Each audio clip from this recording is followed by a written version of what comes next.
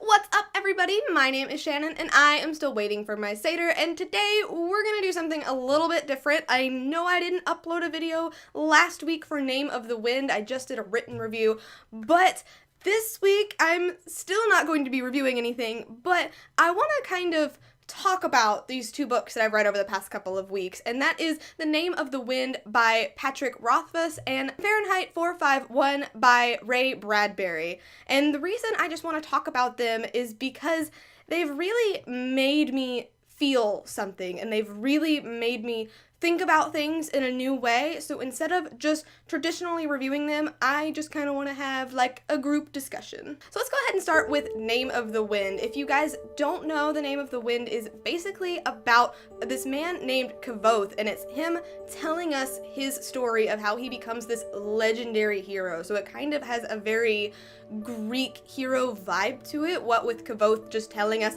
about his life and how he becomes Kvothe the Bloodless and how he takes down a dragon and how he goes to this magic school when he's not even old enough to attend.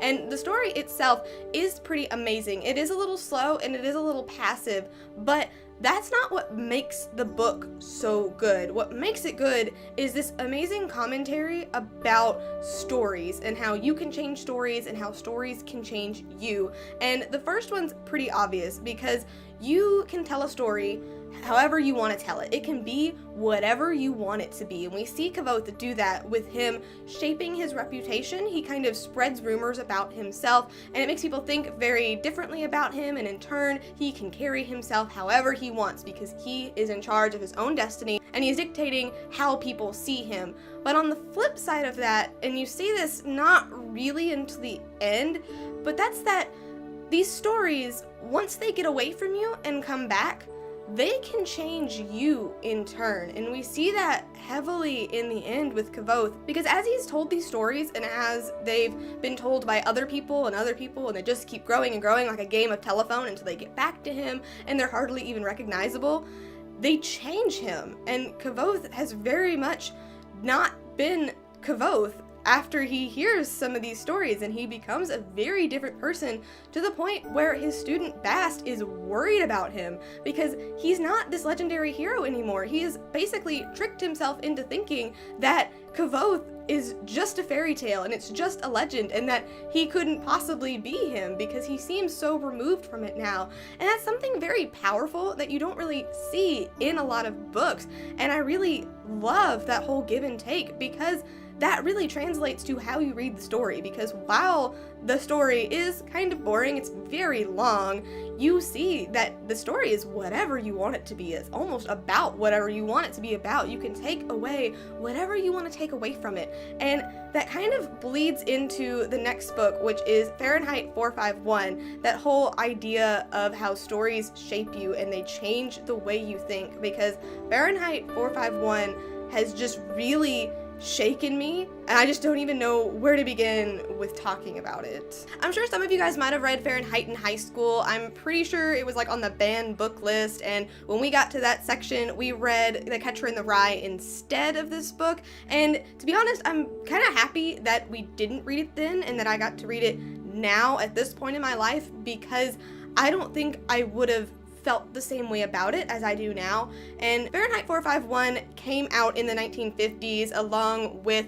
George Orwell's 1984. So it's that look into the future and how technology is really something that these people were afraid of. And these authors were starting to see that technology could consume us. And the terrifying part is that this world that Ray Bradbury creates is not that far off from where we are now, aside from the main theme of these firemen that instead of putting out fires and saving lives, they are burning books and they are burning down houses if you have books.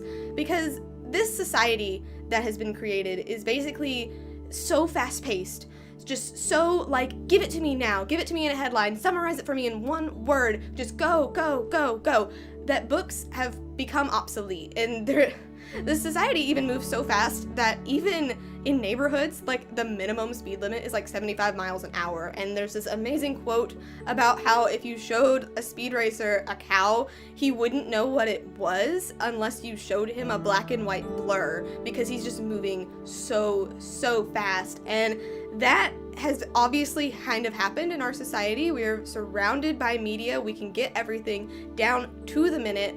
But what really terrifies me is the real reason why the government wants to burn these books. And it's because books are full of ideas and you can't control what's written there because it's already been written down, and all you have is just what this author thought, and you can take it or leave it. If it upsets you, it upsets you. If it offends you, it offends you. But in this society, that's not a good thing. People don't like that. They've even evolved it so that when they have presidential elections, doesn't even matter what their stance on the issues is. It's just like, oh, see, I like his hair better, and oh, he's much more attractive. We'll vote for him.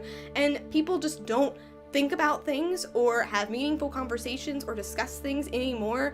And now if you are found with a book, your entire house is burnt down. And that truly terrifies me. And it's not even because I have a lot of books and I don't want my books to burn. It's because these people are afraid to have ideas, and they're afraid to think about things that upset them, and they're afraid to actually think about the world and what it is. They're just so obsessed with this superficial world that they've created. They just sit in their rooms surrounded on all sides by screens and are just bombarded with information, but none of it matters. None of it is meaningful. It's all just superficial, and it just doesn't make you want to think about things. They've even outlawed rocking chairs because they don't want you to sit out on your porch in the quiet and just think about the world and what's going on. And you're strange if you ask questions. You're strange for asking why.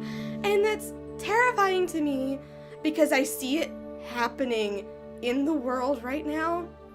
And I don't know if that's because I've read a lot of books and I have an overactive imagination, but I see this happening. I see school systems where you're expected to just sit there and get a good test score and then get out and go about your life. It doesn't matter if you understand what you've learned. It doesn't matter if you have questions. You just have to do good on the test, and that is it. And I'm seeing a presidential election where I don't even know if I'd be okay with what could happen. I don't know if I could just sit by and watch things happen. And I had been thinking about those things, but not until I read Fahrenheit 451 did I ever fully come to terms with this reality. And it's shocking to me that this book that was written in the 1950s could still be so relevant right now. And it's just so unbelievably horrifying to even think about.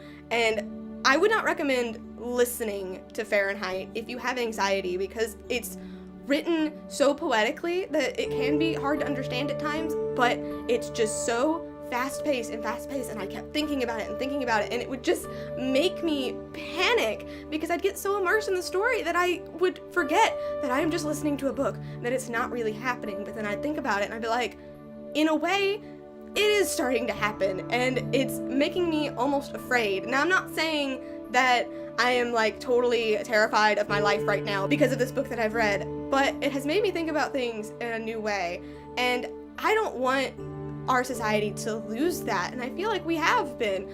Books are supposed to make you think. They're supposed to make you feel something. Half the time, if I score a book low, it's because I was indifferent about it. It's because it didn't make me feel anything. Oh yeah, sure, it was fun, but did it make me absolutely fall in love with it? Did it inspire me to do anything? No.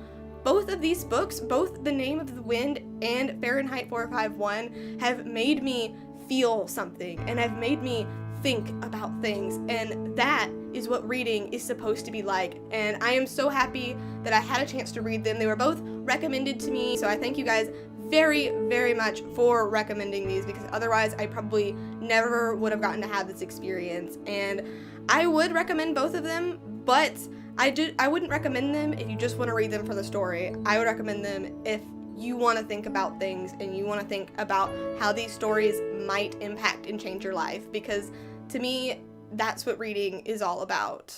thank you guys so much for watching this video and letting me rant this week. Sometimes if I just don't vocalize what I'm thinking, I'll just get really in my head and really depressed, so I just kind of needed to say the words, get them off of my chest, so thank you for bearing with me, and if you liked this video, please hit that like button down below, and don't forget to subscribe so you can talk books with me every Monday.